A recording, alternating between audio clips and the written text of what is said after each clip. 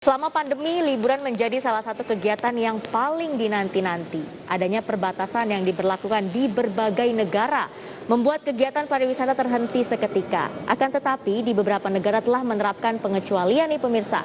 Lantas, bagaimana kondisi pariwisata global saat ini? Kita simak selengkapnya dalam Idea Entertainment. Liburan memang menjadi hal yang dirindukan selama pandemi. Bahkan banyak orang telah merencanakan liburan keliling Indonesia atau dunia setelah pandemi berakhir nanti. Pandemi virus corona mengubah dunia pariwisata. Tercatat jatuhnya pariwisata internasional karena pandemi virus corona dapat menyebabkan kerugian lebih dari 4 triliun US dollar atau setara dengan 58,15 kuadriliun rupiah.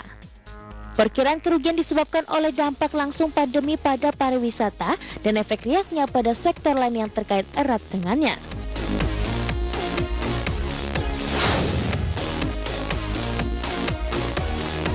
Era pandemi membuat frekuensi mengunjungi taman hiburan menurun. Bahkan beberapa taman hiburan harus tutup sementara waktu. Meski demikian sudah ada pariwisata yang buka dan menggunakan syarat vaksinasi, mungkin sudah rindu untuk bersenang-senang di sana namun jadi terkendala karena pandemi COVID-19.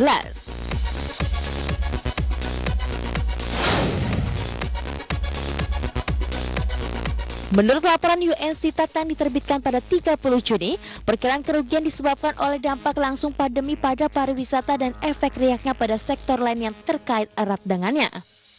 Laporan tersebut dipresentasikan bersama Organisasi Pariwisata Dunia PBB, mengatakan pariwisata internasional dan sektor yang terkait erat menderita kerugian sekitar 2,4 triliun US dollar pada tahun 2020 karena dampak langsung dan tidak langsung dari penurunan tajam dalam kedatangan wisatawan internasional. Kerugian serupa dapat terjadi tahun ini. Laporan tersebut memperingatkan mencatat bahwa pemulihan sektor pariwisata akan sangat bergantung pada penggunaan vaksin COVID-19 secara global.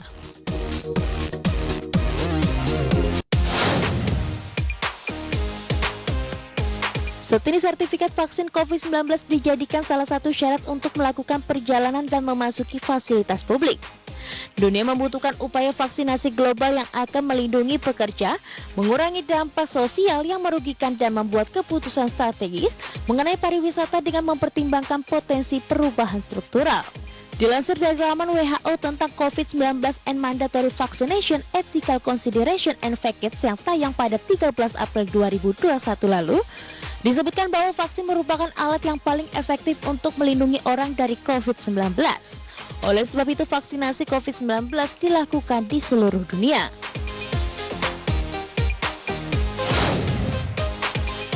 Pariwisata adalah sumber kehidupan bagi jutaan orang dan memajukan vaksinasi untuk melindungi masyarakat dan mendukung dimulainya kembali pariwisata dengan aman sangat penting untuk pemulihan pekerjaan dan menghasilkan sumber daya yang sangat dibutuhkan.